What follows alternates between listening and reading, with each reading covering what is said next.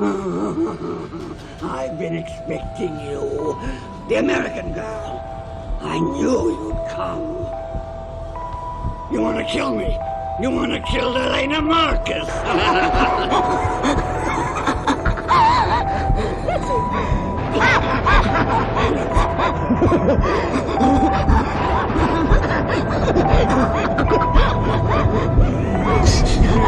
You wanted to kill me. You wanted to kill me.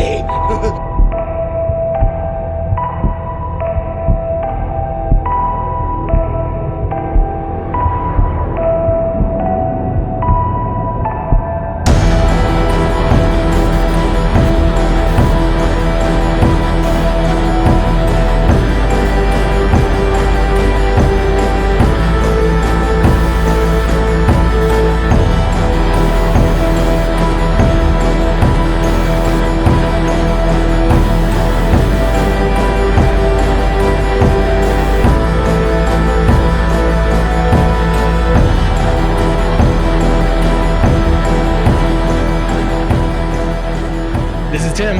This is Jonathan. And this is The Average. Welcome to episode 9 of our spine-tingling 13 Nights of Halloween series. This season, we're delving into the realm of horror by pitting the remakes against their original counterparts to see how they fare in the ultimate battle of frights. Tonight, we're stepping into the haunting and visually stunning world of Dario Argento's 1977 masterpiece, Suspiria. Remember, we want you to be a part of this whole thing. Watch along with us, share your thoughts and reviews. We have the handy little link in our Instagram bio where you can submit your scores the exact same way we do.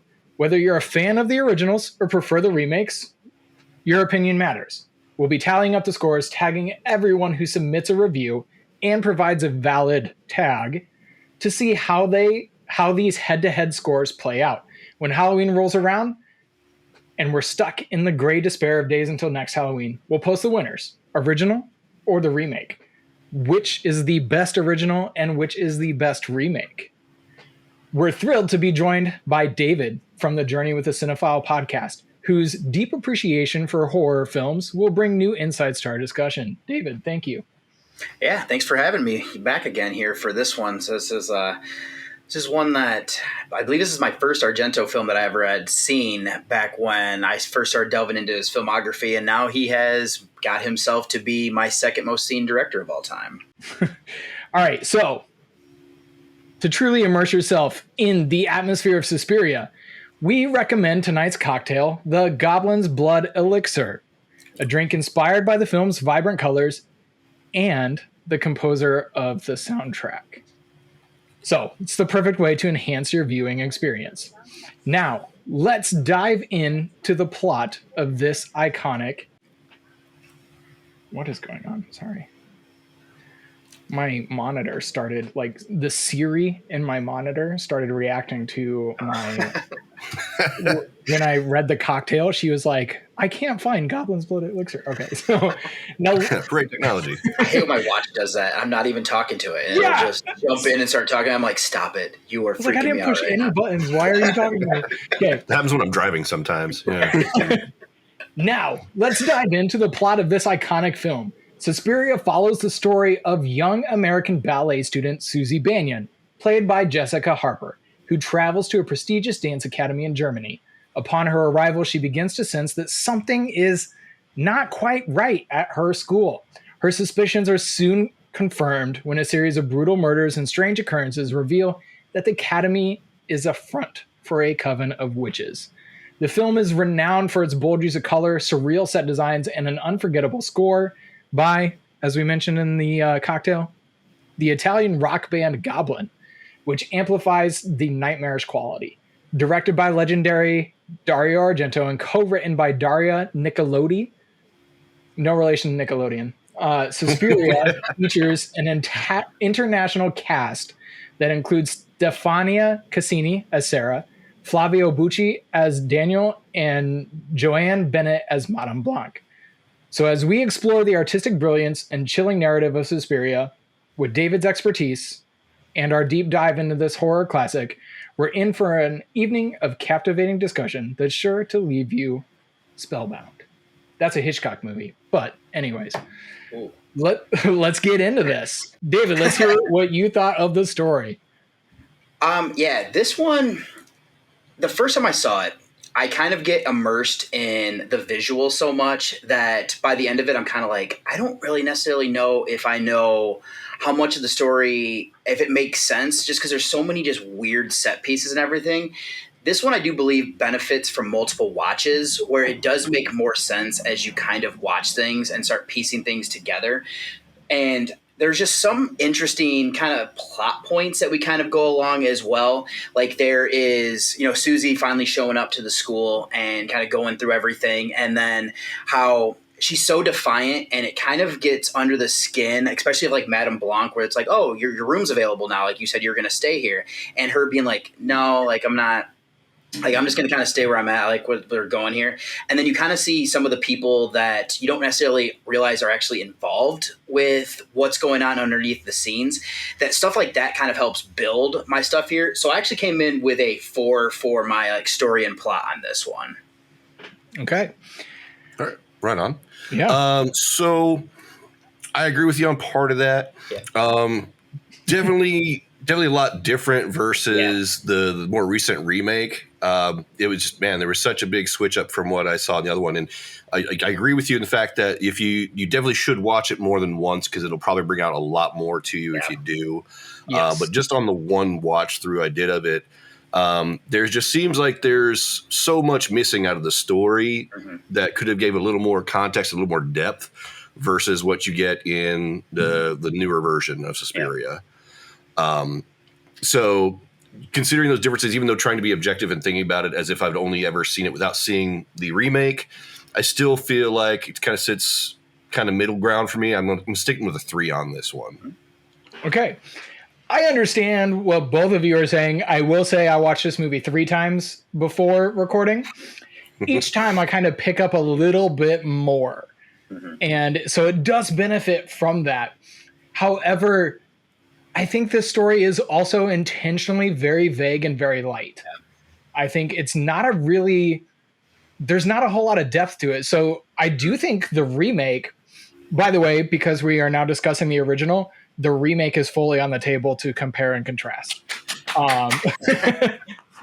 Yes. I do think the remake did a nice job of kind of delving into the story a little bit more and unpacking the academy, even though I'm still, I said I did not enjoy the remake, still don't necessarily, but having watched the remake, I had a better understanding of what's going on in this film. Yeah.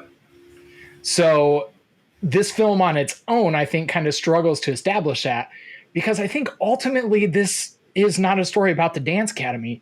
This is a nightmare. Yeah. This is basically a dream sequence that is unfolding in a very narrative fashion. And there's a lot, you go into the direction and all of that. And I watched this story and I was like, man, this has more in common, at least for me. It's borrowing a lot of those giallo elements, which is what Argento's known for. But I would struggle to just call this a giallo film because it doesn't have that. It's a little more supernatural than typical. But it just has this dreamlike, almost haunted house feel to it that the remake does not. Yeah. So, and I think part of that is like in a dream, we don't always fully understand what's going on. So I think those things are left intentionally out of the story. Yeah. So we get just enough to kind of keep us moving along. But I think ultimately this movie is visual more than narrative. And I think that is a stark contrast. Like we mentioned the remake, he did a good job not remaking this film. Right. He retold the story. Sure. Yeah. And I think that is going to appeal to 2 different audiences, because if you are there for the story, you're going to like that remake a little bit more. If you're here for the visual feast, you're going to like this one. So I ultimately, as far as the story goes, I did give it a 3. I thought it was good. It's original, this idea of a dance academy run by a coven of witches, but it needs that rewatch to kind of pick up on a lot of those clues. It's not super clear. It's not super in your face about what's going on. But man, I have a lot of positives to say about this film as we go. But yeah, so I gave it a 3 as well. I thought it was a good story, but I don't think the story is why I show up for this film, in all honesty. So okay. That's for sure. And I mean, actually just kind of add some interesting context here, just because I've also watched a documentary about him recently, is that Dario Nicolodi was his partner. And this is actually based on things that her grandmother told her. And this actually strained their relationship because he didn't want to give her a whole lot of credit, because at the time he was a rock star over in Italy and had gotten success over in the United States. And this movie came out after Deep Red, because he did his Animal trilogy, and then he did a comedy that flopped. And so he kind of was like, you know what, I'm going to go back to my roots. I'm going to do Deep Red. And then this came out after that, because it was him trying to move away from just doing straight giallo, because that's what made him famous and everything like that. He wanted to go try to do other things. And so it's kind of interesting that he does incorporate so many elements of those type of films into this. And just kind of watching a lot of Italian cinema, they are not great necessarily about explaining a lot of things. They kind of just leave it up to the viewer to be like, here's what I'm going to show you, and you roll with it. Where I do agree that the nightmare logic is what they kind of lean into a lot with this one. And some things just don't necessarily always make sense there. Yeah. Actually, you mentioned my favorite Argento film. I love Deep Red. Yes. I've never heard of it until now. Oh my God. I love Deep Red. I've watched that one many times. I couldn't tell you what it is exactly. I think his camera work is just like a little better in that one. He's great with the camera always, but there's something about that movie I love. All right. But yeah, that's great insight. That's why we have you here. I want to hear more of those things. One thing I got to ask. I've heard you both say the term giallo. Yes. Is that correct? So, I'm not familiar with that term. Giallo it's kind of, I'm going to get blasted if I say this incorrectly. It's kind of the Italian predecessor to slashers. Yes. To the American slasher. So the Italians were doing it in the 70s. Mm-hmm. It's actually named after the color of the blood, because the blood looks very fake. It's very bright, more like paint. But I've always found the giallo films have more of a detective story than American slashers. But they're always, honestly, there's some of the most brutal kills I've seen. They make American slashers look silly. And they're fantastic, but they're definitely like, you either watch a dubbed version and you have to deal with that, which I watched a dubbed Suspiria. I could not find an original. So I was disappointed by that. But you either watch a dubbed one and you deal with the mouths, or you find an Italian version. The New York, I think it's the New York Ripper. Oh yeah. That movie. Yeah. Fulci is another of those. Sleazy. Yeah. Very sleazy director. Very sleazy, very uncomfortable. I think he sliced a nipple open with a razor in that one. Eyeball stuff with razors. It's all like, the Italian stuff is crazy, man. You got a serial killer who talks like Donald Duck. Yeah. New York Ripper, serial killer talks like Donald Duck on the phone. Yeah. Yep, full Donald Duck voice. It's a wild film. An Italian film set in New York too. It's great. Okay, let's remind me of that one later so I can check that out. Maybe we just do a giallo segment, because they're a lot of fun. Some of them are really good. Some of them are wild. But yeah, Deep Red is highly recommended. I think it's still, after watching Suspiria, I think it's still my favorite Argento. But yeah, that seems to be the common thing there, is that those two tend to be the most popular of his works, where most people that I've talked to, like, those are the two that they kind of debate, which is the top. Yeah. Now that you mention it, those are the two that I hear most frequently referred to with Argento. And is it the Bird with the Crystal Plumage? Yes. Is that one of his first ones? Yeah. Yeah, that was actually his first film. Yeah. Okay. Yep. So on to character. David, what do you think about Susie Bannion in this one? This one is where I do kind of think this lacks a bit, especially because I love Jessica Harper as our lead here. I've seen her in just some random things here and there. She's in the pseudo sequel to Rocky Horror Picture Show of Shock Treatment, where she actually sings, and she has a phenomenal voice. It's very kind of different because it's very deep for a woman, but I think she's a good actress. I just don't think she's great necessarily in this movie, especially because she spends most of this one kind of drugged up by everybody who is in this one. But I do think that we do have some interesting characters. Something weird here is that the original idea for this movie was to have them be 12-year-olds. But then when they kind of started looking at things, it was a little bit too racy to kind of do some of these things with children involved. A little bit. So that's why they're like, you know what? And that's why some of the dialogue comes off awkward at times, because it still feels like they never updated it. And I think it kind of hurts the development there. So I end up coming in with a 3 for character. Okay. Yeah. Right on. Yeah. That definitely explains some things let's see here. That we would address in the script. For sure. Yeah. So, yeah, I mean, the characters in this one in comparison. Yeah, so for characters, you know, there weren't as many characters, you know, that you had any kind of real focus on compared to the remake.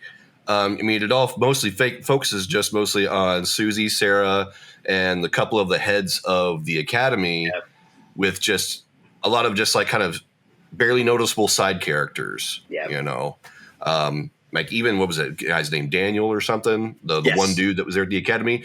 Like he had small bits, but he didn't really have much of a part to play. There maybe could have been something more with him, maybe if they had put more into that. But like, just I don't know. I feel like it fell kind of flat on characters for me. Even like Susie as the main character, there was just so much lacking of character development, I think, with her, because she just comes out of nowhere as this dance student from America, and she's just there, blah blah blah. No, I don't want to stay here. I'm going to stay with Olga instead. Then shit falls out, blah blah. And then she's forced to stay because she feels ill. They're doing all this weird shit, but like there's nothing really happens with her too much aside from her being like, okay, well, you know, where did Sarah go? You know, what happened with her? She disappeared. Oh, I don't know. And then like her just kind of being like, oh, I hear sounds. Oh, maybe they're going somewhere different in the building. Oh, okay, maybe I'll go follow it and figure it out. Oh, what's going on here? Oh, here's Madame Marcos, and like, then she just like wanders out of the building while it's on fire, and it's like, okay, well, what the hell? It just fell really flat for me, but it was still like for the times, I guess it's averagely serviceable. So I give it a 3. I was really tempted to go with a 2 on it because of how flat it fell with any kind of character growth. Did you miss what happened to Sarah? No, I know what happened to Sarah. I saw. I'm just saying, it's just, you know, she disappears, and then Susie's like, "Oh my god, what happened? Oh, she left this morning at 6." Blah blah blah. Oh yeah. Daniel's like, "Oh, I think I heard a car and some shit." You know. Sarah's one of the iconic. I mean, all of the kills in this movie are pretty iconic. Yeah. Most from falling through the window at the beginning to Sarah in that razor wire. Dude, I hated that part so bad. Oh, it was so rough. But even that, just 3 all around on character for me. Yeah, we're in agreement here. I don't think character is one of the strong suits of this film. This is one that I would actually argue that I think the remake did a little bit better on character. It definitely went into making it more of a character-driven drama. By far. I don't still prefer this movie because again, with the story, I don't think that's why we're here. I do like Susie in this kind of innocent, doe-eyed person who I'm not sure how much growth we see. She shows up very independent and she leaves very independent. Yeah. But we do see some growth with Sarah, realizing there's some stuff going on around her that she was not familiar with and kind of uncovering that mystery. But ultimately, it's not overwhelmingly compelling as far as a character drama. So for me, I also gave it a 3. I think it's good. I think the characters, I prefer fewer characters. I prefer having our Sarah and Susie and then 3 or 4 supporting casts. that's what I want to follow. And I don't think characters is one of the strong suits of this. But man, so moving on to. Well, before we do though, I do want to comment though. Okay. It's really nice in comparison that we didn't have the whole Dr. Kemperer thing going on, drawing up the movie super extra long with all that extra BS. Right. But I still feel like some of those other weird characters, like that little boy nephew, ultimately that dude served no purpose for the most part. What he reminded me of? The girl who stabbed herself in the neck in the other movie. No idea who he is, what he's doing. Haircut and everything. Just be like little. Both movies have this character that we know nothing about that is just kind of weird. Yeah, it was creepy. But I liked that they had a little bit of like the one guy who turned out to be a therapist, which they don't really explain the connection with Susie. And then like the professor who comes over and tells her about the witches. It was cool that they had those in there to kind of give more context to the backstory with the witch situation. Yeah. So that was nice. I like that doctor who prescribed wine for her heart. It built her blood back up. So that's what I told my wife. I need to drink wine every night, build my blood back up. It's an Italian giallo remedy. I still want to know where that little like medieval English countryside boy just came from. He baffled me every time I saw him. Yeah. But did he burn the fire too? Like what the hell? David mentioned the children. They originally wanted 12-year-olds. Having 12-year-olds hung from the ceiling and stabbed in the heart would be kind of. It'd be wild, yeah. That's a little bit. That would be a wild movie. Yeah. No. He's not Jodorowsky. I don't think he can pull that off. But that's also part of the set design. Yes. Why they appear so small in the set design is because he still wanted to give that illusion that they are younger than the actors portraying them. So that's why he had most of the doorknobs at eye level for the girls, which I thought was interesting. So that's why they always appear like the walls are super high. I thought that was cool. Before we jump into the next category, I want to tell you a little bit about Zencastr. When I was preparing for our 13 Nights of Halloween series, I was really searching for a way to streamline the process. I wanted a professional looking setup to invite our guests to. I wanted quality audio and video recording, and I wanted the easiest way to release the episodes to as broad of an audience as possible. This is how I landed on Zencastr. It is now super easy to record a podcast with Zencastr. Just log in using your browser and start recording a high-quality podcast right away. Record studio-quality sound and up to 4K video with your guests. Feel a sense of zen knowing Zencastr's multi-layered backups ensure you always have your recordings in the highest quality, even if the connection is unstable. And speaking of audio quality, have you ever worried what you sound like? Zencastr's post-production process makes you sound buttery smooth. It automatically removes those ums and ahs in your recording. It removes those awkward pauses in conversation too. Set the podcast loudness and levels while reducing background noise with the click of a button. So if you are thinking of starting your own podcast or just want to streamline what you are already doing, go to zencastr.com/pricing and use my code AVERAGECUSTOMER and you'll get 30% off your first month of any Zencastr paid plan. That's average customer, one word. I want you to have the same easy experiences I do for all of my podcasting and content needs. It's time to share your story. So let's dive into the next category. So onto the music and sound design. Yeah. This one, I mean, all I can say here is I'm a huge Goblin fan, and a lot of it was just because my dad would randomly had VHS tapes of like just different like movies that he had saw trailers for and had collected them. So I got introduced to them I got introduced to them through Dawn of the Dead originally because they do part of that original score. And then I started seeking out more of them the older I got, like around college age. So I love this soundtrack. It is one that I listen to pretty regularly. So I came in with a hard 5 out of 5 on this one. Really? Oh, wow. Yeah. No, I'm curious to see Jonathan's. Yeah, I'm definitely further down the scale on that for me. I mean, I'm not a fan of like the banging harpsichord sounds. Like those just kind of grate on my nerves. Yeah, I get it. It's kind of like the style for Italian kind of sound design. I think at that time.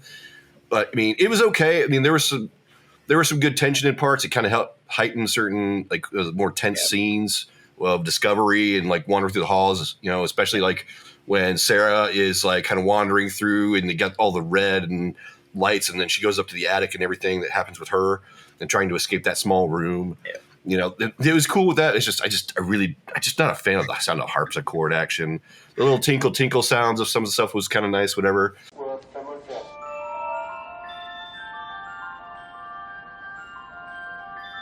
But it's, I don't know. The rest of it was just kind of ambient sound that just was just there. So I'm kicking it at a 2. Wow, that's harsh. Yeah, I know. So it's not a harpsichord. I cannot remember exactly what something to that effect. I don't know what it is. Yeah, it's an Egyptian instrument that sounds very similar to it. Yeah, I know what you're saying. I'm not normally drawn to that kind of sound. Yeah. However, I love this soundtrack. I'm on board with it. I think just the use of creepy like whispers and voices, which is just gibberish. The people have stated there was nothing like hidden in the soundtrack. It's just gibberish in there for effect. As I stated earlier, it's more like a nightmare in a haunted house.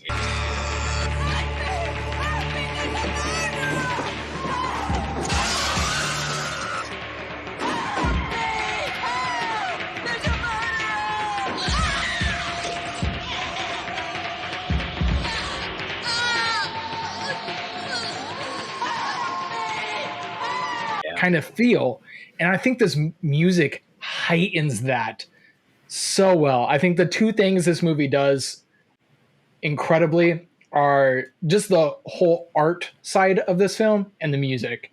I love the music in this. However, I don't like how often the songs are repeated instead of bringing in some new elements to it. It's the same thing over and over. And there's a couple different themes in it. They're all really solid, but there's not, maybe on repeated watches, I'd get the variation on it. I did come in at a 4 because I think it's really good. If it was almost a 5 for me, because if you played that opening theme from Suspiria, I'm going to recognize it. Yeah. I'm going to know that is the Suspiria theme immediately. However, not everybody would. So not everybody's going to immediately recognize it. Like I said, it gets to where that is the thing played at big important scenes instead of any variation. So I'm nitpicking on it, but I give it a 4, almost a 5, because I do really like the soundtrack. Again, though, it's one that while Deep Red is not as iconic, I prefer the soundtrack on Deep Red. Yeah, okay. I go back and forth myself, where they are both just ones that if I'm writing something, I definitely want to get into the move. Like those are two of the ones that I'm like, I'm going to put. I haven't heard this one recently. Let's go ahead and put that one on. So Deep Red. Anyways, we're not talking about Deep Red tonight. We're talking about Suspiria. Yeah, I give it a 4. I think it's pretty fantastic soundtrack. It's definitely unique. Yeah. Argento's use of Goblin in a lot of his films definitely sets him apart from what others are doing. And I think that's pretty iconic. So on to the editing and special effects for this one. This one here is that I'm very high on this one just because the death sequences are so cool with the different things that he does with it. You kind of already brought up like that opening kill where it ends up as a twofer where that woman gets knocked through that wind, or that I guess kind of like weird skylight window thing, and then ends up breaking this glass and then killing the person who's trying to flee underneath. Like that's great.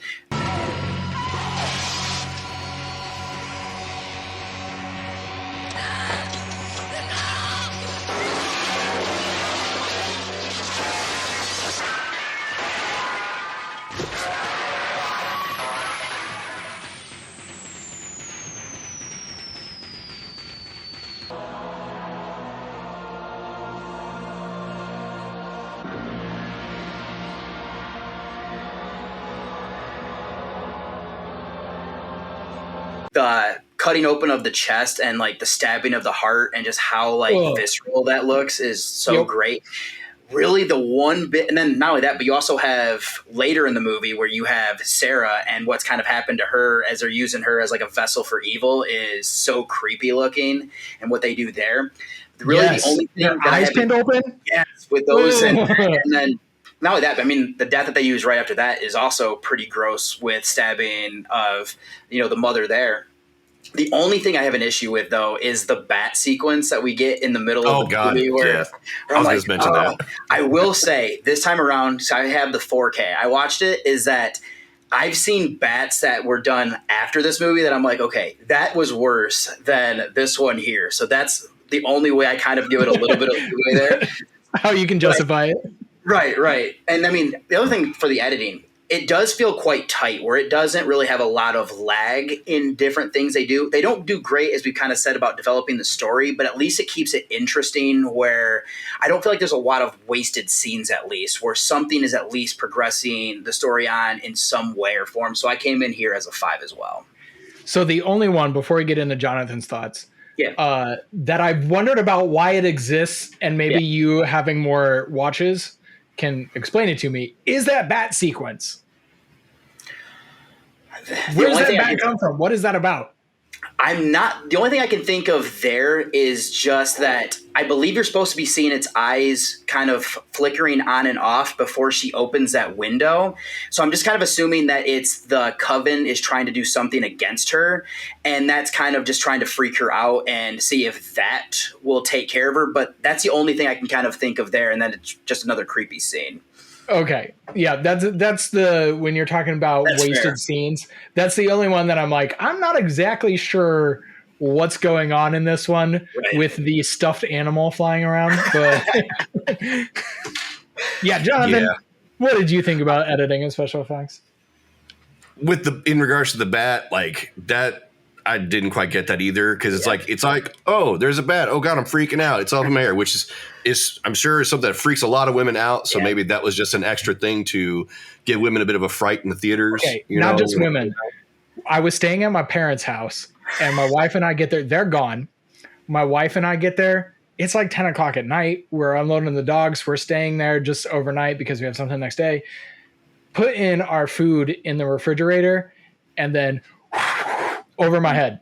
The bat got into their house, flying around their kitchen. It's kind of terrifying to have a bat swarming around your head indoors. It's one thing. I love bats. Honestly, I don't know many people who are like, bats are awesome. I think bats are awesome. Yeah. But when you're inside a house, it's kind of creepy. It is very unsettling. So I'm going to, not just women, I was very uncomfortable having a bat in the house. That's fair. But yeah, like once it seems like it's trying to gravitate towards like whatever metal dangly thing was in the corner. Or maybe that's just, them handling it poorly. I don't know. But once it's on the ground and you see it trying to like flap at her, you can tell it's just like, okay, that's just a furry motorized thing going, It's like, dude, come on. So I found that was kind of like whatever. But the rest of it, as far as the special effects go, when you see Sarah, when she hops through that little window in the attic into that room, it's like she should have been able to see the razor wire there before she jumps into it, and like didn't quite make sense in that scene for me. But seeing her flop around and freaking out and like, just calm down. You can get out. You should be okay. She's not going to hear me, but like whatever. I'm still going to be like, just stop moving around. But then when like the person, whoever's attacking her, comes in and you see that one moment, that quick few seconds where you see that razor come across the neck and you see the skin split open. Oh man, I was like, that's awesome. That was a cool effect. I was all for it. That was like my favorite bit of the effects in the whole film. That was like, that's what Giallo's known for. They're very visceral, but I think he cut open pork skin. Like that's I think that's what it was. Yeah, that's what it looked like. It looked like a pork skin, part of a neck. It split open like you would think flesh would, and there's that quick transition to the eyes when you see her just being like, "Oh no, oh, I'm dying," kind of thing, which was kind of good. And that was a nice little bit of editing in that right there, from that transition, that quick cut of the neck, then the quick cut to the face as it scales up. But I feel like there were some kind of blunt transitions between scenes, especially in certain small parts where I feel like it could have been smoother. But overall, the camera direction and the angles, I think, were pretty good, even with like some of the movement that you had going around when they're trying to follow characters throughout the dance academy. But like you said earlier, David, with that twofer kill, man, when she falls out through the glass, everything breaking down and coming down on her, and then seeing the other girl impaled by part of like the framing of the window plus the glass shards and the face. Yeah. that was placed really well, and I thought that was pretty awesome. But even more so, poor Daniel, the blind piano player. Yes. My God. I'm glad you brought him up. Guy. Glad you brought him up. The way those witches had his own service dog attack him. Awful. I hate those witches. Like dogs, you don't see the body, but you can see the stretches of meat of the dog pulling the meat from what's supposed to be the body. I was like, that's pretty cool. That like, physically upset me. I was like getting ill watching that because it's off camera, but seeing this dog rip meat off and it's implied it's his face, I was like, That's some great framing though, to not be able to see like the seams of that and just seeing the meat get ripped up, that your brain fills in, that you're like, oh my God, that's his neck. But you know that it's literally just meat that he's tearing apart. That's probably like beef, something that has a lot of just like fiber and tendon, to give like skin stuff to just stretch, as it gets pulled off. It's so good. What Jonathan so gnarly. said about like it's his service dog made it that much more tragic. Like he defended this dog. First of all, we're going into this now because that dog upset me so much. But they come in and they tell him like, your dog bit the boy from England circa 1700. The dog bit the boy. Yeah, that dog did not bite the boy. I don't believe it for a second. No.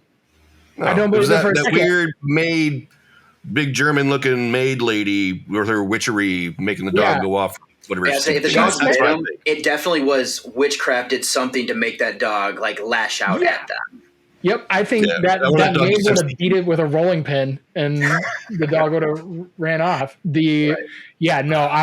I think when she came in, it was all set up to get him to leave with the dog because they had already cast a spell on the dog. That dog didn't bite the boy. That was a good dog until they did. I know. That made me kind of mad. I was like, that dog did not deserve that. And Daniel didn't deserve that. Damn it. He's a blind piano player trying to do what he can. Yeah. Bogus. But overall, like I said, the blood and the color, I know it's the signature for the time, but that was kind of seemed hokey to me with how bright it is. But that's just me. But overall, I gave the editing and special effects a 3. Okay. So I think I gave you my thoughts during both of your discussions. Man, the dog chewing his neck and face. Like, I've seen enough of these movies. I don't get upset at it that much. That one upset me. The whole situation upset me. The rest of it, I think, is super cool. The face in half by the glass. I gave it a 5 because honestly, I forgot about the bat. By the time this movie ended, I forgot about the bat. I forgot it was even in there because to me, it's insignificant. I could cut the scene and live without it. However, I also think this goes into the editing, is that this was one of the last films shot, if not the last, in Technicolor. I think you're right, yeah. So really? the way Technicolor is filmed is part of why this movie looks the way it does. Like, I don't know if you could recreate this without filming it in the same way. I'm sure there's a digital way to do it now, but part of the way that this film looks so vibrant and so colorful is it was done the same way as Wizard of Oz. It was done the same way as Gone with the Wind. Yeah, and it was one of the last, if not the last film to shoot a movie that way. And I think that's incredible. I think it adds to this film.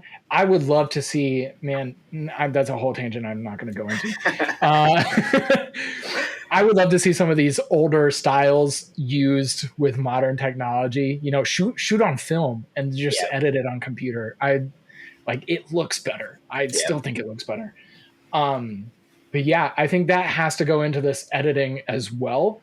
So I give it a 5. I think this movie is pretty standout. I mean, it's up there with a lot of Giallo special effects. They all have very visceral, often uncomfortable and graphic kills that are done, and they're uncomfortable and graphic because of how well they're done. So that it's a 5 for me on the editing and special effects.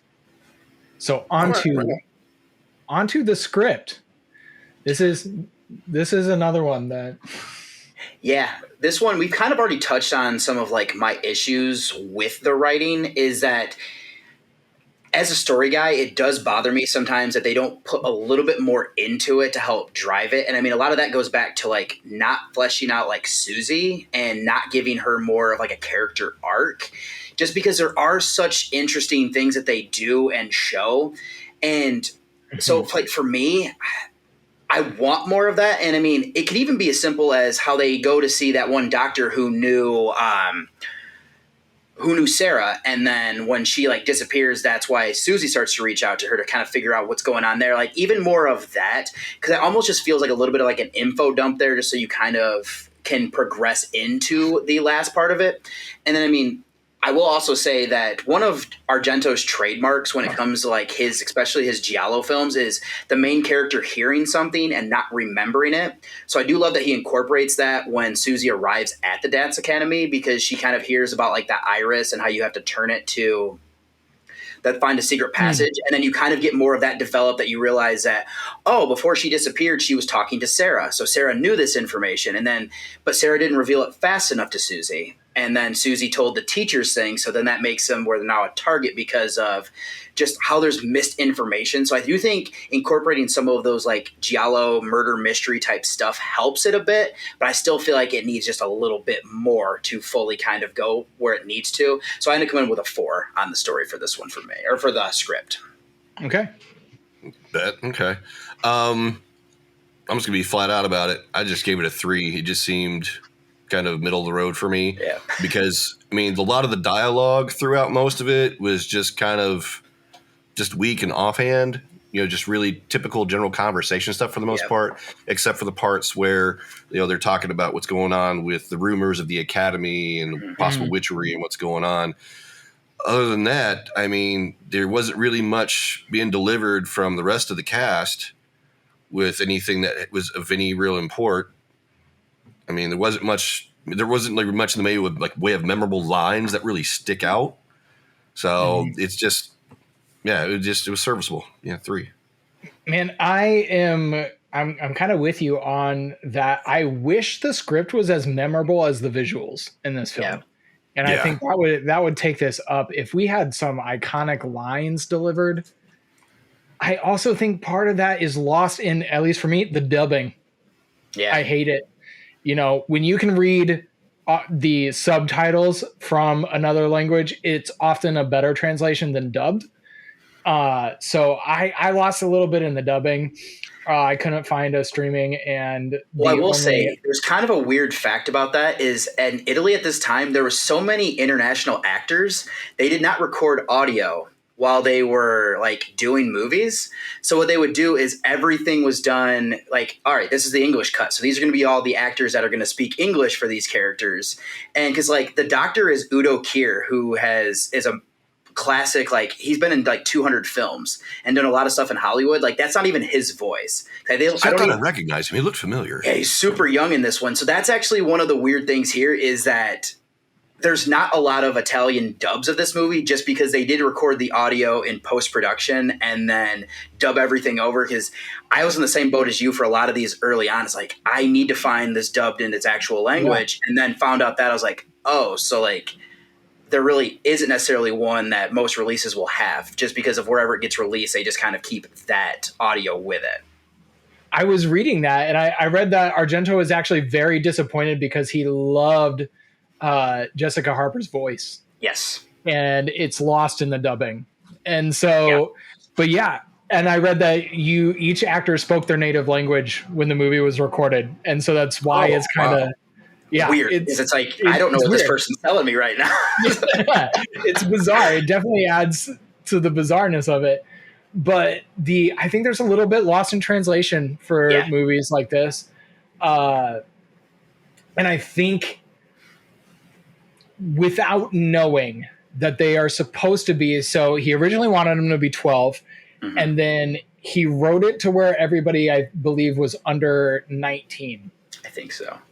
And that's why they still act so childish, even though we're watching people in their 20s. And that's not clear unless you're doing research on the movie. Yes. Instead, you're just, when she's sitting there like, girls whose names start with the letter S, they're snakes or whatever. And you got this very childish exchange. Susie. Sarah. I once read that names which begin with the letter S are the names of snakes.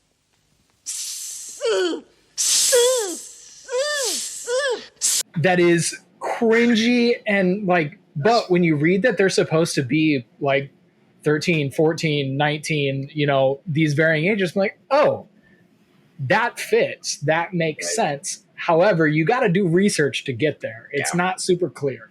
So I did dock it, and I do think, again, I don't think this is a script-heavy film. I think we're getting, like, the editing was there, the soundtrack was there, and then the direction when I get to. Those are the reasons you watch the film. You don't watch it because, like, oh, yeah, that line she says, because it's going to be slightly different in every single version of the film. So I came in at a 3. I thought it was good. It wasn't not super memorable. So yeah, I'm at a 3 on the script. The acting is another interesting one because of the dubbing. I think that affects the acting as well. So David. Yeah, no, that's exactly what I was thinking as we were kind of talking about it, just because knowing that information, it does feel like that they're not necessarily understanding what people are saying. So I do think that it affects performances. And I'm also going to go back to the fact that they don't do great about fleshing out Susie, that this feels like Halloween 2, where we have Jamie Lee Curtis, who's in bed most of the time in this movie. That's what we're doing here with Susie, where she's not doing anything until Sarah disappears. I do think some of that acting, not when they're doing like the childish lines, more of the investigation type stuff, I think is good. And I actually think Olga, who is the one who said the like snake line, I think she's fine back at her apartment in that one scene where they're kind of just talking, where you kind of see that she's vapid and everything. So I don't think the acting is horrible, but again, this isn't based on the characters necessarily. It's more about the other ancillary things that they really go hard into. So I came in with a 3 for the acting just because of that. Okay. Right. Well, now that I know that there was more of an issue that may play a part in how I perceive it with the dubbing and the different languages, I gave it a 2 because, I mean, primarily most of your focus is on Susie and Sarah with a few other people. There's so much more people, more bodies that you see in this versus the remake, but you have less character involvement. And even with the few people that you are seeing, Susie did okay. That was all right. Sarah was all right for the most part, but everyone else, it just seemed like any lines they had, they were more just being like straightforward, just a baseline delivery without putting much of a force or any kind of real emphasis on anything. So it just came really short on that for me. And that's why I'm hitting the 2. Yeah. Okay. Yeah. So I think I prefer Susie in this movie over the remake. I think Jessica Harper is far more interesting than Dakota Johnson was. However, I liked, I'm spacing Mia Goth as Sarah as the companion in the remake. I prefer her in the remake over the Sarah in this film. I don't necessarily dislike the Sarah in this film. I thought she was good too. There's a lot of good scenes of the two of them where they're real close in and their faces are super close discussing things that I think are good. I do think there's some, again, like the script, I think we lose some things in the translation on the acting, on the dubbing That's my problem with dubs. I prefer to watch subtitles because we at least get the inflection and the emotion of the person performing. And I definitely felt that watching this is there was that disconnect. However, I didn't think there was anybody particularly bad. So I gave it a 3. I thought it was good acting overall. I definitely think Jessica is better in this film, but I do like I said in the remake, Mia Goth's, that's probably her best performance, although I need to get out and see Maxine. But Same. Yeah. So I gave it a 3 on the acting. Again, this is one that I don't think many people are going to watch this movie for the acting. Right. So onto the category I can't wait to talk about, direction.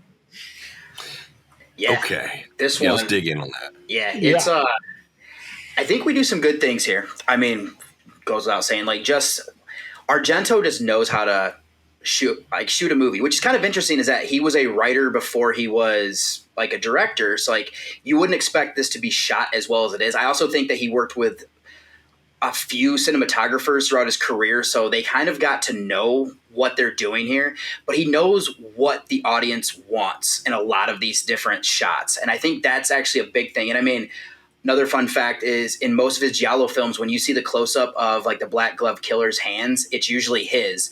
And like I was telling my wife this while we were watching this time around, and she was like, well, why would he want to do that? It's like, because he knew exactly what he wanted to be shown in these scenes. And I'm like, that's just brilliant to be able to kind of take the reins on that, to be like, no, this is what we need to do. This is how it should be done, and save time by doing things like that. Some just great shots. I mean, what they do with like the visuals and everything like that. So I end up coming in with a 4 on this one. And I think a little bit of it is kind of going back to, even though I gave like the editing, I gave the perfect score there, I kind of took a little bit off of this one for that one, because I do see what you mean, that there are kind of like some hard transitions at times with different things where I think you could kind of smooth it over with this or that, but still gave it a 4. So it's not like I'm docking everything from it for that though either. Yep. All right, Jonathan. All right.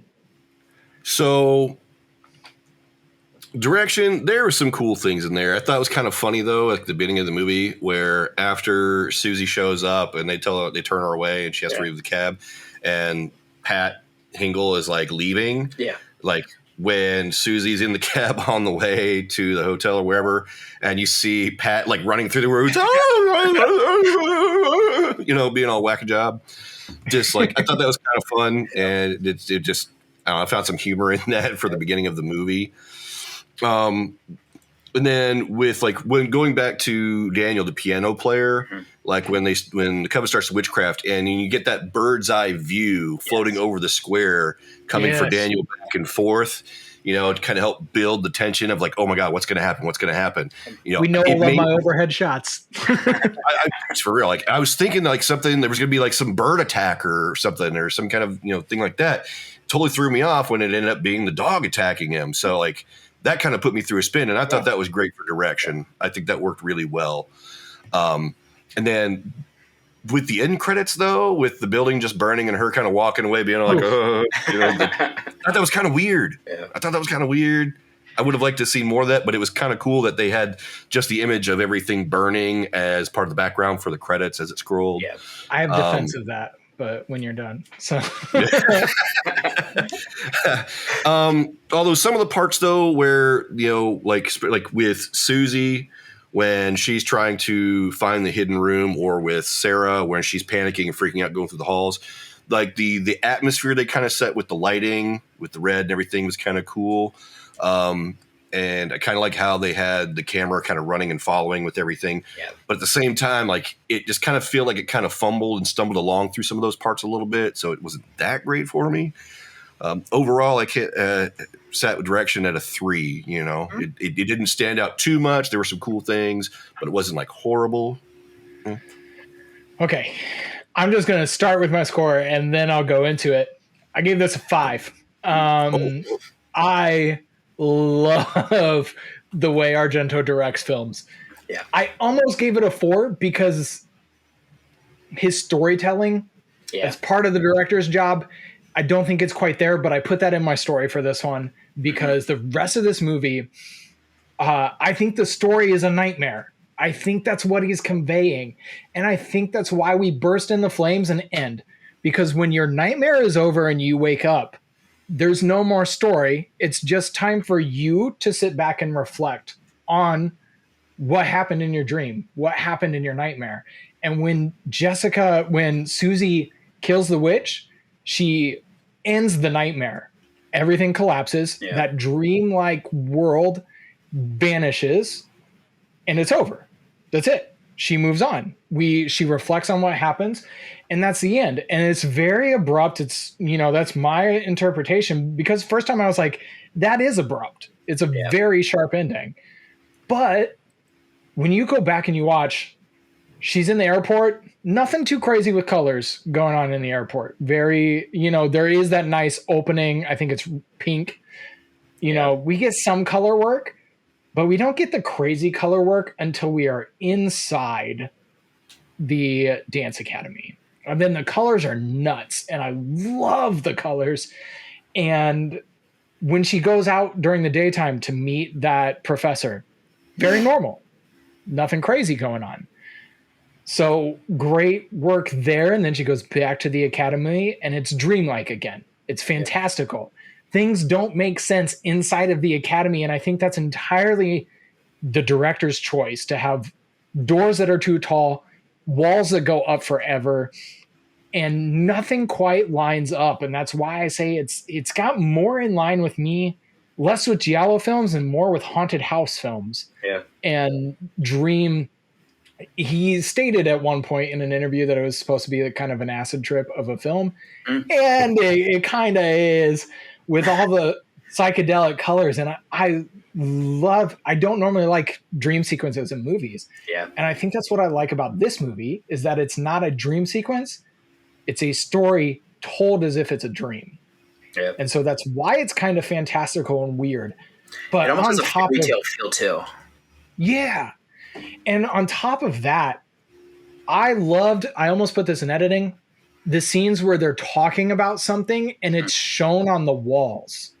And they don't see it. They don't acknowledge it. They never acknowledge the colors. They never acknowledge.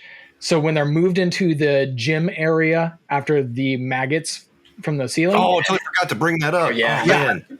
And when they're moved in there and they're talking about, they hear someone breathing. And then we see in the curtains, we see the shape of her sleeping on like this altar behind them, but they never acknowledge that. They don't see that. That's for us. And it's so good. I love that. And it happens again in Susie's room. There's another where we see movement behind the walls with the lighting. And again, that's for us. And I love that he's conveying these things without telling it. We're seeing it. They might be talking about something and he's showing the audience, we know. But on top of all of that, nearly every frame of this movie is done. He masterfully understood the golden ratio. Mm-hmm. If you take the golden ratio from art school, anybody who's ever taken art classes or art school, and you take that golden ratio and you lay it on top of just about any frame of this film, it works and it's stunning. And if it's not the golden ratio, it's the rule of thirds. So yeah, it's fantastic. And I love seeing it used so well from it's the golden ratio or the rule of thirds, like I said. So you can either have Susie centered in the frame and, nice rule of thirds, or you have like shots down the hallway where it's just off centered and Susie's coming like from back here and it's balanced. And it's just, I think that's like most people, this is why my wife hates watching movies with me. I'm like, did you see the golden ratio in that shot? And she's like, no. I'm like, how? It's amazing. How could you not? And that's why most people find this movie so visually stunning, but most people aren't, unless you were really paying attention in art class, you don't know what the golden ratio is. So But I think that's part of what makes this movie so visually effective. The use of primary and secondary colors from the red and blue, green, yellow. Fantastic. Golden ratio, rule of thirds being used in just about every single shot of the movie. I love that. And those are the things that, like, this is more than just a guy putting together a movie. This feels like a passion project in the way this is, I hate to do this, in the way some Zack Snyder films are, where they look really good, but the story doesn't always come through. Yeah. And so that's where Zack struggles as a storyteller. I like the way he shoots movies, though. Mm-hmm. And I know there are a lot of people who don't, but he's not quite as artistic as Dario Argento was. Like, this is beautiful. I love the way he directed this film. There are many scenes, even when she falls, or when we're looking down on the one person leaving, when she falls through the glass ceiling, and we're looking at the floor, and the floor is interesting. It's not just a tile floor. It's a vibrant black and white tiled piece of art. And it's also shot in it feels like a painting. Many of these scenes feel like they could be a painting. Some of them done on acid, some of them just paintings. But so this was the one that I was waiting to get to, because I think this movie struggles in other areas. Yeah. Because it's meant to be a visual film. I think it's supposed to be watched. Yeah. And the story is just there to kind of move it along and get from one visually stunning scene to another. And I love it. I even, the razor wire, I also am like, why is there a pit in the attic filled with razor wire? Yeah.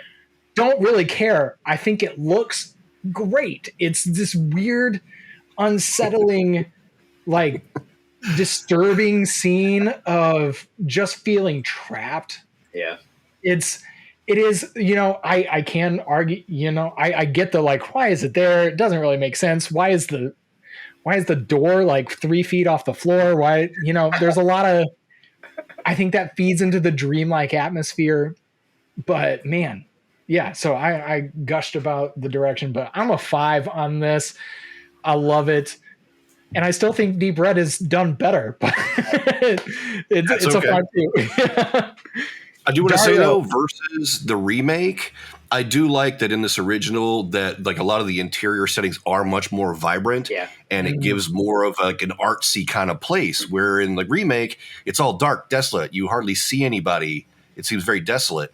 But in this, in the original, it seems more like of a regular, normal running place, because there's more people running in and out, especially like those main lobby scenes when Susie first shows up, the day after getting in the town, and talking to Madame Blanc and everything. It just seems like average everyday business, and you don't get that looming tone of darkness that you have in the remake. Yeah. That's very true. And I did notice we had policemen in both of them. It's just in this one, they're not getting their dick poked with a little like thing, and everybody laughing. These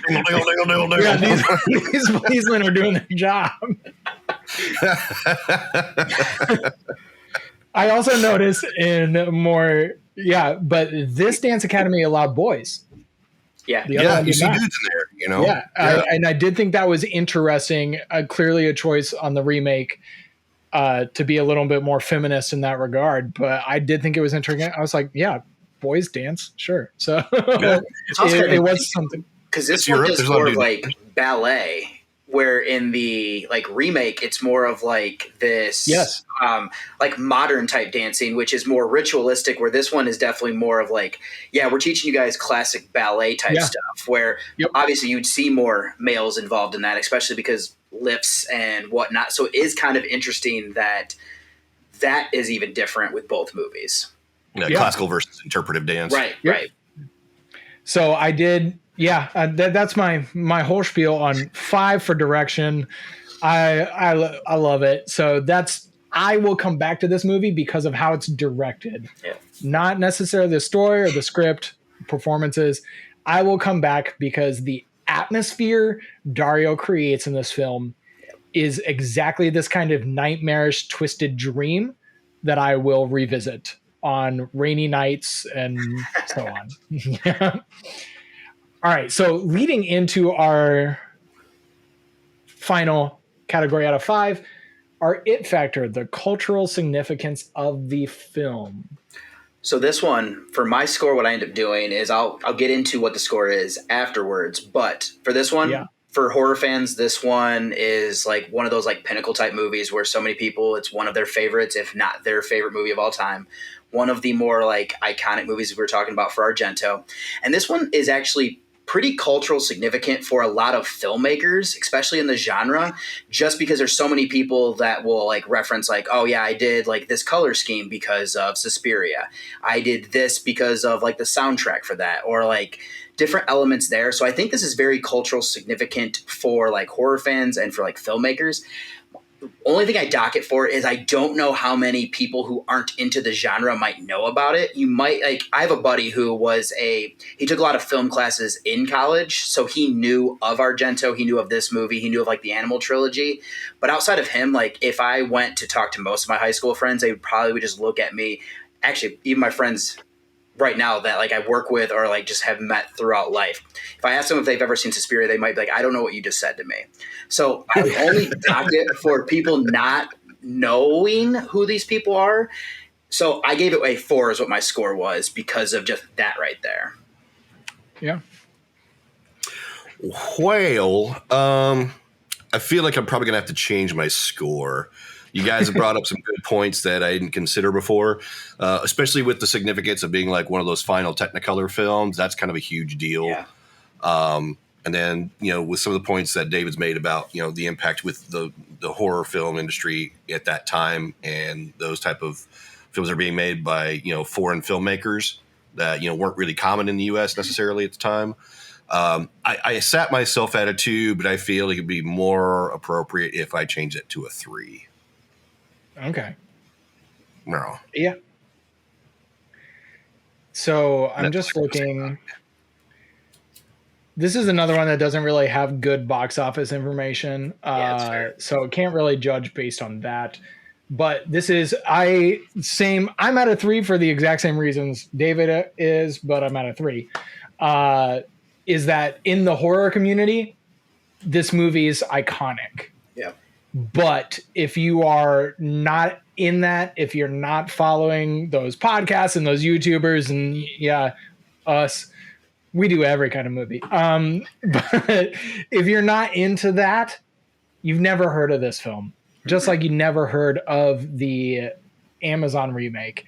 The only reason, I gave the Amazon remake a 0 because it's a remake that no one had ever heard of. Yeah. This one, I have to give it some credit because it is hugely influential to horror filmmakers today. Like you said, it's one of Argento's an iconic name in the horror community, and this is regarded as his best film. So that automatically takes it up. But also, I lost my train. Just the fact that it has a remake, period, means this movie has some credibility to it. And, I already said what I said about the direction and how I think it's great and all that. So I gave it a 3 because if I told my brother about Suspiria, he's not going to know what the heck I'm talking about. He teaches marching band. He's going to hate the music too. So it's not for everyone. This movie is definitely, I think this movie is probably less for everyone than the remake is. Yeah. I think the remake is probably a little bit easier for some people to swallow. This one is almost more of it's a weird art house film in a very different way. And it's just like, it's cool to see 2 totally different takes on the same story. Yes. They're very at odds. And I think it's interesting just to see amongst Jonathan and myself. Jonathan preferred the other one. Based on your score, way more. I prefer this one way more. I have no nice things to say about the remake, and I hadn't seen the original after watching the remake. I hadn't seen it yet, but I disliked the remake so much I watched this one immediately, and I enjoyed it much more. But it's like I said, it's the rule of thirds and the golden ratio and all of those things that I was like, yes, I loved that part of this film. So I give it a 3 because it's a niche film. Yeah. And in that niche, it's very well known. It's iconic and it's, yeah. So there's me not finishing that sentence. So, on to the, how entertained were you overall? Yeah, for this one, I guess I should just preface that this is in my top 5 favorite movies of all time, regardless of genre. So for me, this one is a picked the right guest 10 for me. Yeah. Okay. I honestly, I think that's so interesting because you also really enjoyed the remake. Well, actually, something that I was actually going to say and then it completely just slipped my mind is that for me, sometimes it can work if you're doing like a remake where it's a like shot for shot. Doesn't normally work just because it's so much easier. Psycho. Yeah, exactly. Is like it's so easy to critique things. Where like my rule of thumb is if you're going to remake something, remake it. Do your own take on it. You can have things that like cross over, like this one. So many character names are the same. There is, you have the basic story, but you're fleshing it out more. That's what I love. Counting footsteps. Right. Like I caught that watching this one, the counting footsteps. I was like, oh, hey. Yeah. You can take plot points. You can take story elements. But if you're going to remake it, do something different. And that's what I end up liking about both of these so much is that you can look at it and be like, yeah, that's the same story, but they focus on such different things that I appreciate them both for different reasons because of that. Yeah, I'm glad you are here to do that because Jonathan and I are on opposite ends of both movies. This is honestly probably our most divisive Halloween movie so far. I think we have been fairly well in agreement. I can't remember if we were off on were we? Yeah, but have we been off on any of the others? Not really. We've been kind of close on most of the other films. Not really. We've been kind of close. And then this movie, we're flip-flopped on this one. But yeah, I'm glad you bring up good points. I think you can. I do think these succeed at being 2 very different versions of the same story. Mm-hmm. And I give them credit for that. I give what's his face that I won't watch his movies credit for making a very different version of Suspiria. So I give him credit for that. But yeah, Jonathan, what was your entertainment? Okay, so don't hate me, but I gave the remake a 4, so you're good. Yeah, you got to fight that. So yeah, I hit it at a 6. There were some good notes. I liked some good parts of the action with what's going on. It's just they didn't have quite the tension and the depth that the remake had. So despite trying to be objective about it, I just feel like that's still a big gap there that I can't ignore. So that's where I'm sitting at it, man. I'm sitting heavy on that 6. I think that's fair. I give it an 8, and I do think it will grow with rewatches. But this was one I greatly enjoyed it. However, I do think there are a couple moments that the story dips. Like Jonathan said, I think the tension is probably there's something about Giallo movies that I don't find very tense. I'm not on the edge of my seat with them. I'm not more sitting, which is weird because everything about it should be suspenseful, but it's not. And that's for me personally. So I did dock it a little bit. I think it's after Sarah's death. There's one point in the movie where I think it dips quite a bit and then comes back. It's probably right around the bat, honestly, either right before it or right after it. But then it comes back at the end and is great. So I gave it an 8. I really enjoyed it. I will watch it again. Hopefully I will own it one day. So just got to convince my wife to increase my allowance. But good luck. So yeah, I'm at an 8 on it. Overall scores. So you, David, you kind of mentioned that this was one of your top 5 ever. So for you, I actually looks like my combined score is a 42. Well, hot dog. Okay. So I want to pull that up here. I don't think we did this at the last one, and we should have. I'm going to pull up, I want to see so 42 for just David. That puts it in the amazing category. So that'd be 4 out of 5 stars. Nice. Yep. So very major contrast on my scoring versus the remake. I'm sitting at a 28. The remake, I was sitting pretty high. I actually scored a 42 for the remake, but now it's like I'm not trying to drag it through the mud, but yeah, I'm hitting hard on that 28, man. It was cool though. It's a cool film. Yeah. And then I am sitting at a 37. So Jonathan, your 28 is okay. My 37 is great. And then it looks like did David freeze for you? Yeah, he looks a little frozen. I'm still hearing you, but for whatever reason, yeah, my computer did something weird. But yeah, I can still see you guys and hear you guys. Okay. So I'm not really sure what's going on with mine right now. We'll wrap this up real quick. All right, so our 3 scores together is a 36. So 3.5 stars. I think we're right about the same as the remake was. No score from your wife? No score from my wife on this one. She fell asleep. Okay. That happens a lot. So, all right, I think we're having some issues with David. So we're going to go ahead. David, are you able to speak? Yep, I can still hear you guys. I'm not sure why my camera all of a sudden just tanked out on me.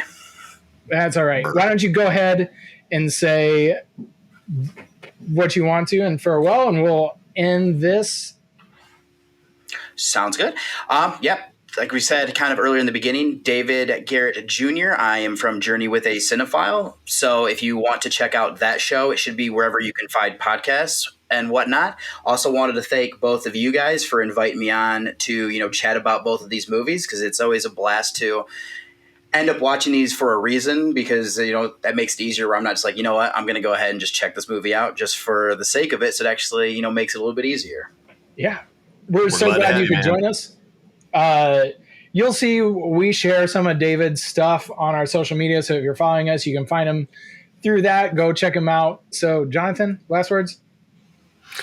Yeah, check out The Average. Check it out on YouTube. Check out our Facebook page. Check my stuff out, JQ Tunes on Facebook, or just my name, Jonathan Cusick, on YouTube if you want to see some vocal stuff or other bits and pieces. We'll be kind of sharing everything across all the platforms. So definitely check us out. Give us a like. Check out these films. Yes. Give us your take on things. We want you to be part of it. So don't be afraid to share your opinions. We've got links for the scorecards. Watch the film, fill out a scorecard, let us know. And then as time goes on, if we get some updates, we will share those with you. Give a valid tag. We can give some shout outs. Bring it on. Be part of the game, yo. Exactly. We want to get your scores so we can find out which one's better, the remake or the original. We will see you